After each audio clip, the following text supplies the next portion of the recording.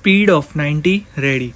આ કામના અરજદાર વિરુદ્ધ વસ્ત્રાપુર પોલીસ સ્ટેશન ફર્સ્ટ ગુના રજિસ્ટર નંબર 287/2008થી ઇન્ડિયન પિનલ કોડની કલમ 354 કાઉન્સમાં એ કાઉન્સમાં ડી તથા પોક્સો એક્ટની કલમ 12 મુજબનો ગુનો નોંધાયેલ છે, જેથી પોલીસ દ્વારા તેને અટક કરી જ્યુડિશિયલ કસ્ટડીમાં મોકલી આપતા હાલની અરજી દાખલ કરેલી છે. પેરેગ્રાફ.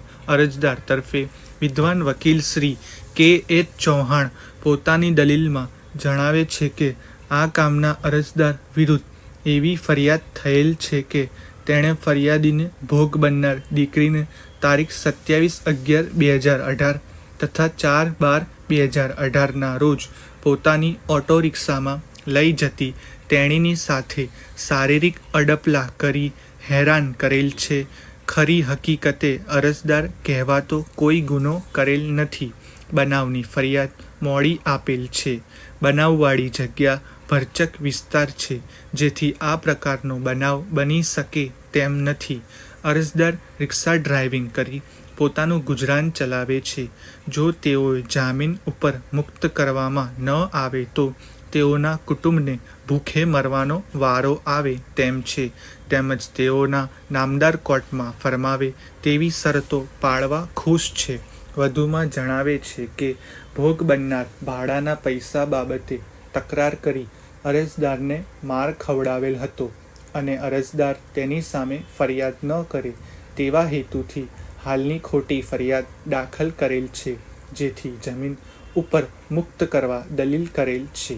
પેરેગ્રાફ. સદર કામે સરકાર તરફે વિદ્વાન જિલ્લા સરકારી વકીલ શ્રી P.M. ત્રિવેદી પોતાની દલીલમાં જણાવે છે કે આ કામના અરજદારે ફરિયાદીને ભોગ બનનાર દીકરી કે જે ટ્યુશન જતી હતી અને દરમિયાન 27/11/2017ના રોજ પોતાની રિક્ષામાં લઈ જતો હતો ત્યારે ભોગ બનનાર સાથે ચેનચાળા કરેલ અને શારીરિક અડપલા કરેલ.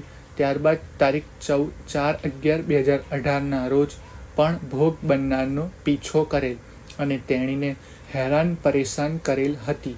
ભોગ બનનારની ઉંમર જોતા તેણીની સાથે થયેલ સદરનું કૃત્ય ખૂબ જ ગંભીર છે, તેમજ તેના માનસ અને ઘરેથી ટ્યુશન આવવા જવા માટે ડર ઊભો થાય તેવું છે.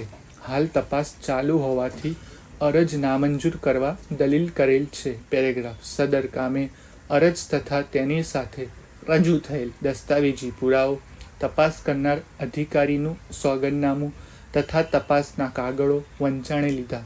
તપાસના કાગળોમાં ભોગ બનનારનું નિવેદન વંચાણે લેતા એ હકીકત સ્પષ્ટ થાય છે કે આ કામના અરજદારે તારીખ 27/11/2018ના રોજ ભોગ બનનારને પોતાની રિક્ષામાં પેસેન્જર તરીકે બેસાડેલ અને રિક્ષા વારંવાર બંધ પડી જતી હોવાનું બહાનું કાઢી ભોગ બનનાર સાથે બીભત્સ ચેનચાળા કરેલ છે, તેમજ ભોગ બનનારનો પીછો પણ કરેલ છે.